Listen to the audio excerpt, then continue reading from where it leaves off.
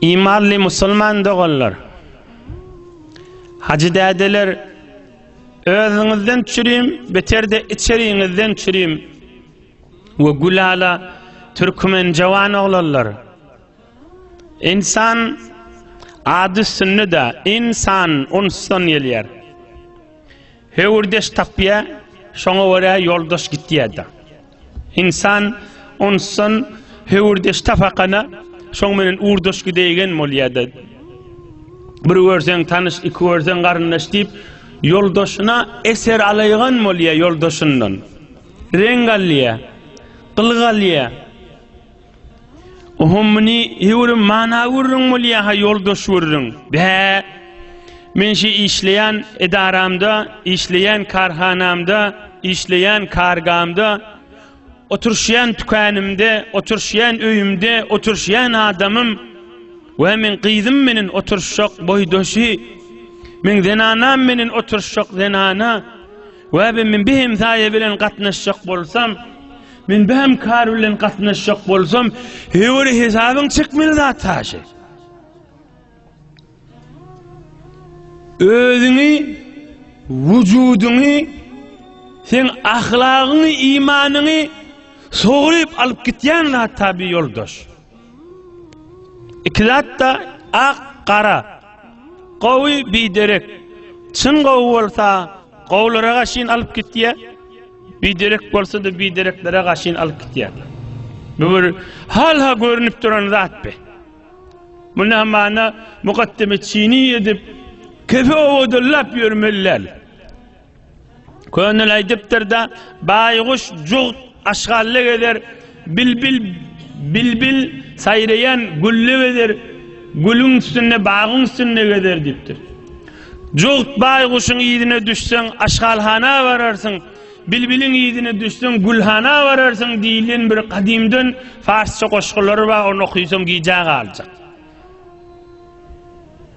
Eýämiz Allah Zülcelal, Malikul Mulk, Subhane zil izzet, Subhane zil azamet, Subhane zil mulki vel melekut bolan Allah Zülcelal, Subhanallahi halikil leyli vel nehar, Subhanallahil vahidil qahhar bolan Allah Zülcelal, ýoldaş hakyny Safat surasyna ayetler indirdir. Oturşup turşýanyň üstüne. İn gowy zadyň bir adamyň ýoldaşynyň gowy bolmak. Sen şo tarafyň elinden tutup dowdaky eltýän zat da yaman ýoldaşdy. Yaman oturşýan, yaman turşýan. Kan karhanalarda, kargalarda Pahircik ozal ağlanan bir jawan oglanlar var. Indi biz öz gözümüz bilen görüp Allah'a köp şükür içinde geçperen görürüňimizmiş. Kitapdan gözläp, tarihdan gözläp aýdylan zat däl. Şumal gaýtjak görürüňim. Karhanalarda pahir işläp bir gülýal jawan oglan ýanyma gelip aýtdy. Aslen şu 2 dogan ya 3 dogan ya ýeközi işläpdi diye. Qarijan niye? Allahümme salli ala Muhammed'i bilen aklı diye ahirine çeli diye. Hamane ettehiyyatu mektevakiyanın memiz biliyeti ettehiyyatu qiyinrak. Allahümme inna nestainika qiyinrak. Qadimden bir Allahümme salli ala Muhammed'i bilen aklı ve ala Muhammed kema sallita ahirine çeli. Oham innişi qoğlullu bilen yoldaş olup oham gelip begeni vayderdi namaze ürettim şolara deyip yoldaşın eserini vayder.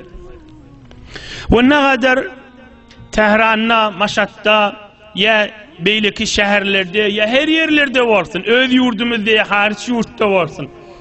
Bir ya okuyan yerde danışkasına, ya şu işlep çürük çıkaryan yerini, fakir ozul ya enatasından, ya ovasından bir terbiyet görmeyeni, bir biderek haram içkileri içip de işlep veren oğlan, şu karhana, şu karga bir gülyal oğlan bariye, Yuvaşacıktan mın arastalığı şoları eser koyup deyip tövbe kesip bilen gülalı oğlanlar gözümüz bilen gördük. Allah'a köp şükür.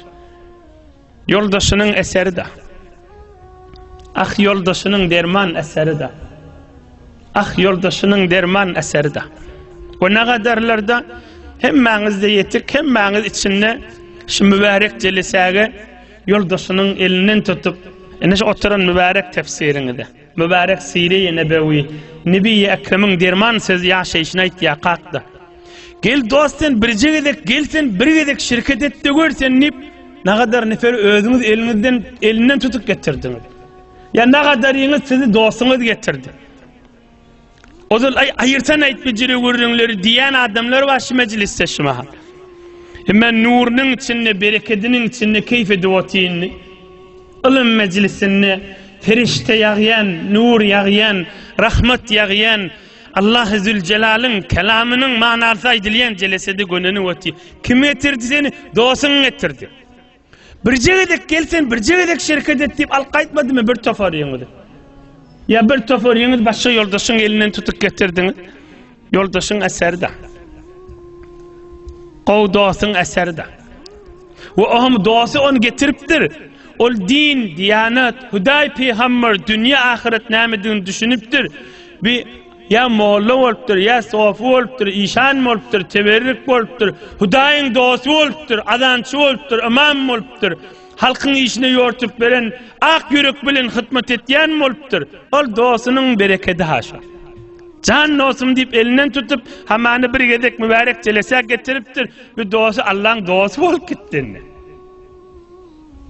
Arif bolupdyr, Hudaý taniýan bolupdyr, ewliýa bolupdyr, weliyullah bolupdyr, Allahyň dosty bolupdyr. Ey cemaatler, Allah Zülcelal'ın kelamını aýtmakak şuurun aýdyp düşdik de boljak. Yoldaşyň eseri barada, yoldaşyň haqqy barada.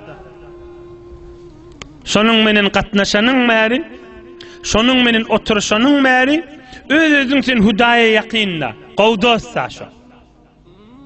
Ya bir adamlar, ya bir dinanlar ba, şonu dosy boýdaşy gowadam diýe ha.